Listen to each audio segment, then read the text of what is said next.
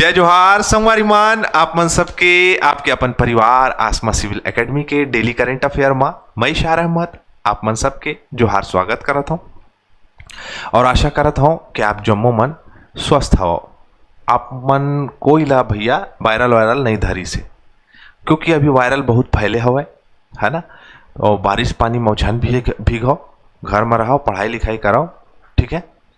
तो चलो 17 ला स्टार्ट करथन। और अगर चैनल में नवा हो तो चैनल ला सब्सक्राइब कर लेवा, और पहली से अगर चैनल में हो तो मोर संगवारी मन वीडियो ला शेयर करे बार छन भूली हो, ठीक है। चलिए आइए, आज की पॉजिटिविटी क्या है। हे पार्थ, यहां असंभव कुछ नहीं होता, या तो आपकी संगति बुरी है या आपका कर्तव्य। वापस आ जाओ, नहीं वापस नहीं, आप सभी आ जाओ कुरुक्षेत्र के मैदान में। कुरुक्षेत्र के मैदान में श्री कृष्ण जी अर्जुन से संवाद कर रहे हैं, बोल रहे हैं कि तू चिंता मत कर, तू ये देख तो कि तेरा सारथी कौन है। चिंता करने से कुछ नहीं होता, मैं यही बताना चाहता हूं आपको। और कर्म करते जाइए, फल आपको जरूर मिलेगा। ये शब्दों में मत जाइएगा, ये तखियानुसी मुहावरे पे मत जाइएगा कि कर्म करो फल की चिंता मत करो। कर्म करो, फल आपको जरूर मिलेगा। इस भावना के साथ अगर आप आगे बढ़ेंगे तो आप बहुत आगे बढ़ेंगे, ठीक है। आशा करता हूं मेरी बातें आप लोगों को समझ में आ गई होगी। तखतपुर शहर की स्थापना निम्न में से किस कलचुरी शासक ने की थी? तो तखत सिंह ने की थी। तखत सिंह आंसर दिया है रोशनी देवांगन ने। तखत सिंह बी ऑप्शन बिल्कुल सही है। तखत सिंह जो है वो समकालीन था, उसका शासनकाल किसके साथ? तो सम्राट औरंगजेब के साथ, मुगल सम्राट औरंगजेब के साथ तखतपुर का निर्माण किया। भाई थे इसके सरदार सिंह, बखत सिंह, रघुनाथ सिंह, कलचुरी शासक थे। पंडित शिवदत्त शास्त्री के अनुसार रतनपुर इतिहास समुच्चय में जो तखत सिंह है इसका कोई क्या नहीं थे, तो पुत्र विहीन थे, है ना। पुत्र विहीन थे, पुत्र नहीं थे इसके। स्त्री थी, स्त्री को ब्राह्मण के साथ इनका विवाह करके जो है इन्होंने एक पुत्र प्राप्त किया जिसका नाम राज सिंह था। शिवाजी रतनपुर यात्रा के लिए जब आ रहे थे तो तखत सिंह के शासनकाल में रतनपुर प्रवास उन्होंने किया था शिवाजी ने, जिसमें उन्होंने कानपुर, इलाहाबाद, सरगुजा रियासत के घने जंगल को पार करके रतनपुर, रायपुर, चंद्रपुर, करीमगंज होते हुए 22 सितंबर 1966 में रायगढ़ पहुंचे थे। महाराष्ट्र गए थे, महाराष्ट्र के रायगढ़ रियासत छत्तीसगढ़ वाले में भी गए थे, है ना। सॉरी, छत्तीसगढ़ वाले में नहीं गए थे, रायगढ़ महाराष्ट्र ये पहुंचे थे। महाराष्ट्र में भी एक ठो रायगढ़ है ना। चलो आगे बढ़े।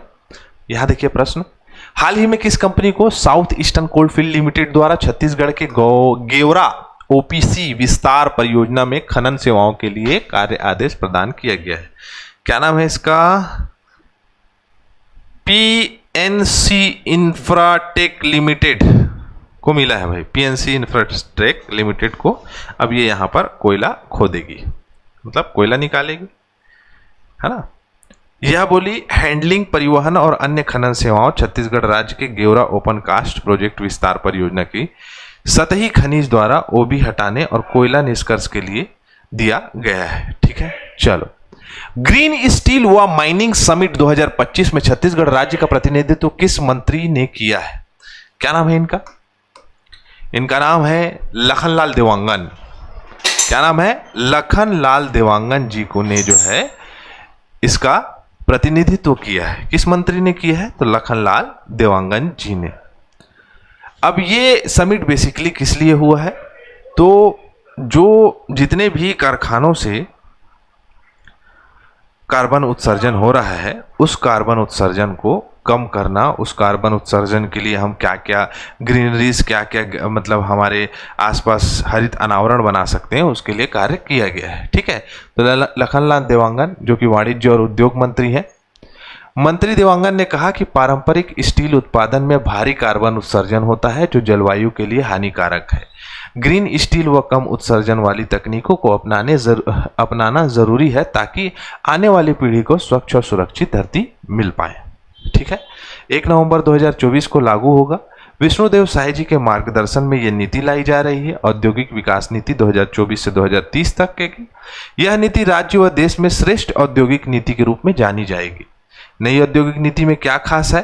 पर्यावरणीय प्रोजेक्ट अनुदान, ग्रीन टेक्नोलॉजी अपनाने के लिए उद्योग को विशेष प्रोत्साहन देना, एनर्जी ऑडिट, व्यय प्रतिपूर्ति, ऊर्जा की बचत करने वाले उद्योग की खर्च की भरपाई जो है वो किस प्रकार करेगी, गैर कास्ट वनोपज प्रसंस्करण जैसे वन औषधियों या प्राकृतिक उत्पादनों को उद्योग से जोड़ना, ग्रीन हाइड्रोजन व बायोगैस सेक्टर में ऐसे बड़े उद्योग के लिए विशेष निवेश प्रोत्साहित करना।